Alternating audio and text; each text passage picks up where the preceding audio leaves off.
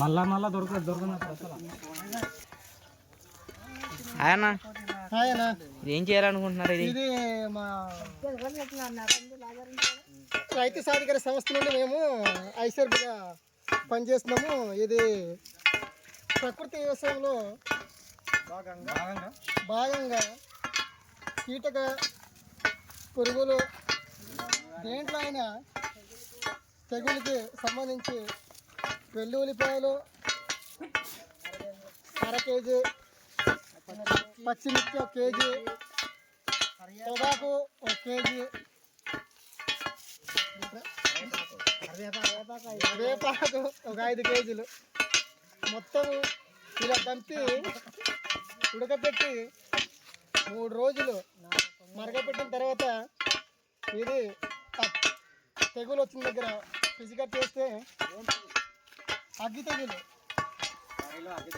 వరిలో అగ్గి తెగులు వచ్చిన తర్వాత ఇది దేనికైనా అనమాట, వరిలోని కాదు అన్ని పంటలకి తెగులు వచ్చినప్పుడు పిసికట్ చేస్తే అది నాశనం వస్తాయి. మన పంటలు తక్షణమే చనిపోను, మనకు పంటలు దిగుబడి బాగా వస్తుంది.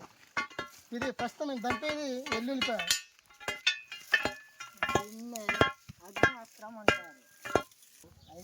5 కేజీలు. ఇది డేక్స్లో వేసి 3 పొంగులు వచ్చిందో 3 పొంగులు వచ్చేలాగా మరిగిస్తాం. తర్వాత ఈ దంపినటువంటి వెల్లుల్లి కూడా అందులోనే వేస్తాం. తర్వాత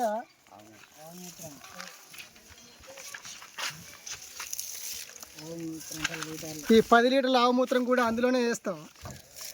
ఈ మొత్తం దానికి సంబంధించినంత వేసి దానికి 3 పొంగు వచ్చేలాగా మరగనిస్తాం. మరగనించి దాన్ని 3 రోజులు అలా మురుగపెట్టిన తర్వాత అగ్గి తెగులు పొలానికి కానీ దేనికి సంబంధించి మన పంటకి అన్నికి సంబంధించి 3 రోజుల తర్వాత దానికి పిసికట్ చేసాం అనుకో, అది ఆ తెగులు మొత్తం నాశనం వస్తాయి.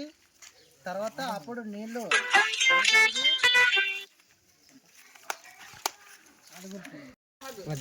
ఇది పక్కన పెడతాను మనం తీసుకోండి అందరు మనిషి ఫోటో కలిసి ఒకసారి ఆగుమో సరే చెప్పి తెలియదు కదా అప్పకి మరిది కనబడతలేదు. ఓహో ఆచారా అంటుకో మంచిది నిగోపిక మళ్ళీ అలాగా అలాగా ఈ పక్క రావు చెప్తే ముందే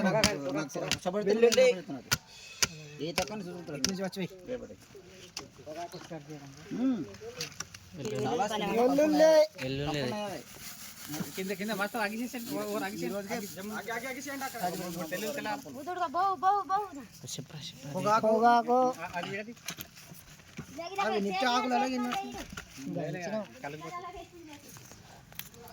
అది పచ్చిది అయితే కొంచెం వచ్చింది మరి రేపు ఎవరు అవసరం అయితే అవసరం ఎవరైనా పట్టుకెళ్తాడు పంచాయతీ ఇక్కడ